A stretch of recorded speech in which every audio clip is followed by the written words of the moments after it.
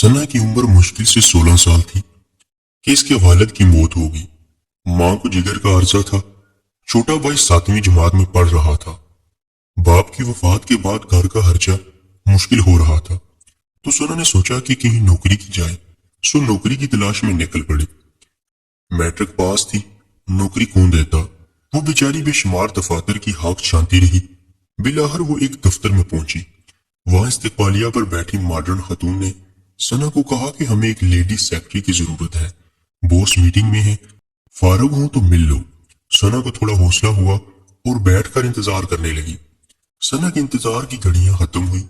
Boss की meeting इख्तिताम पजीर हुई। Boss ने अंदर बुलाया। जैसे ही सना दफ्तर में दाखिल हुई, बॉस ने देखते ही चीखना शुरू कर दिया कि तुम किसी मदरसे में पढ़ने आई हो या जॉब के लिए आई हो। सना एक मशरकी लड़की जो नकाब बुरका में थी। सना एकदम चकरा सी गई कि वो पाकिस्तान में है या यूरोप में, जहां बुरका पहनने पर इतना गुस्सा किया जा रहा है। इन्हीं सोचों में गुम थी कि बॉस ने कहा जाओ ये बुरका और नकाब उतार के आओ।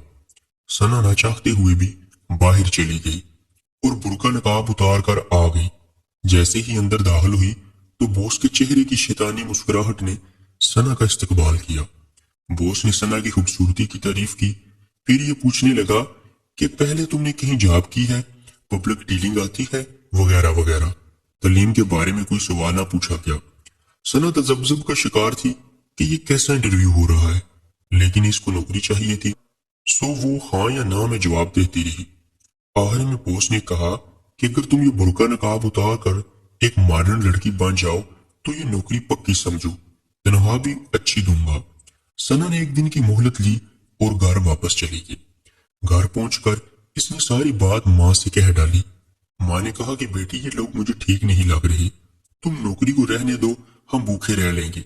मां ने इसको हदीस का हवाला भी दिया। हया ईमान का एक बड़ा हिस्सा है। बेहया जिस चीज में होगी इसे ऐबदार बना देगी, और सब अहम बात हया जन्नत में ले जाने का जरिया है। लेकिन सना को अपने घर की फिक्र थी, अपने भाई के मुस्तकबिल की फिक्र थी। सो रात भर सोचने के बाद सना ने फैसला कर लिया कि अपने घर की खातिर ये सब कर लूंगी। जैसा ही अपने घर से निकली तो गली में आते जाते लोगों ने हैरत और अजीब निगाहों से देखने लगे, जैसे वो अपनी नजरों से सना के एक्सरे कर रहे हों। खुदा खुदा करके गाड़ी आई तो सना सवार होकर अपने नए दफ्तर की तरफ रवाना होगी। दफ्तर पहुंची तो सारे लोग हैरान हुए कि ये वही सना है जो कल डर सहमी हुई एक मशरकी लड़की थी। हर आदमी तारीफ किए जा रहा था।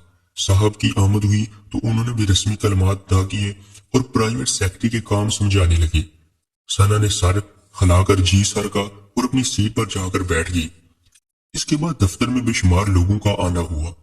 इनमें कुछ ऐसे भी थे जो सना को अपनी हवस ज़दा नजरों से देखते रहे। सुबह से लेकर दिन भर लोगों ने मन ही मन में सना को अपनी हवस का निशाना बना दिया। ये सारा कुछ सना देख भी रही थी और महसूस भी कर रही थी। इस माहौल में घुटन का शिकार सना जैसे ही छुट्टी का इंतजार कर रही थी। जैसे ही छुट्टी हुई इसका स्टाफ आया, उतरकर तेजी से अपने घर की तरफ चलने लगी। अंधेरा हो रहा था, कुछ उबाश भी सना पर आवाजें कस रही थी। जैसे ही घर के अंदर दाखिल हुई, अपना बैग एक तरफ फेंका और दरवाजे को कुंडी लगाकर बिस्तर पर लेट गई और आंखें बंद कर ली। ऐसा महसूस कर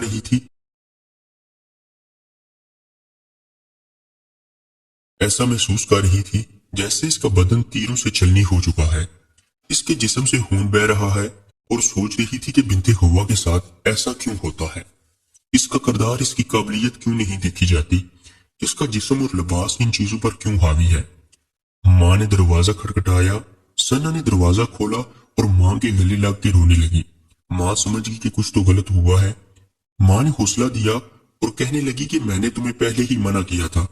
सना चुप हुई और फैसला किया कि आज के बाद नौकरी के लिए बाहर नहीं जाएगी।